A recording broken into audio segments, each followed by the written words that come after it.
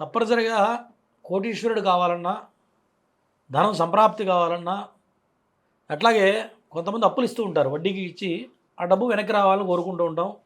కానీ ఆ డబ్బు వెనక్కి రాదు.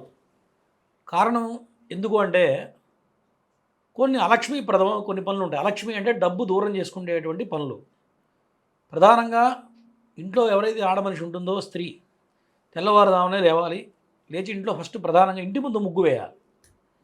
ఇంటి ముందు ముగ్గు వేయకుండా మాత్రం లక్ష్మి రావాలంటే రాదు. 7 గంటలకు 8 గంటలకు నిద్ర లేచి 9 గంటలకు ఇంటి ముందు ముగ్గే కొంతమంది హైదరాబాద్లో ముగ్గేయడమే మానేశారు. నాకు తెలిసి ఎవడు 80% 90% ముగ్గులు వేయడం మానేశారు. ఆడ మనిషి ఫస్ట్ ప్రధానంగా ఇంటి ముందు ముగ్గు వేయడం, తలస్నానం ఇల్లు శుభ్రం చేసుకోవడం, తర్వాత తలస్నానం చేయాలి. తర్వాత ఏదైతే దేవాలయం మందిరం ఉంటుందో దాంట్లో దీపారాధన చేయాలి. చేసిన తర్వాత నిత్యకృత్యంలో ఏదైనా ఆరాధన, దైవారాధన అనేది ప్రధానం.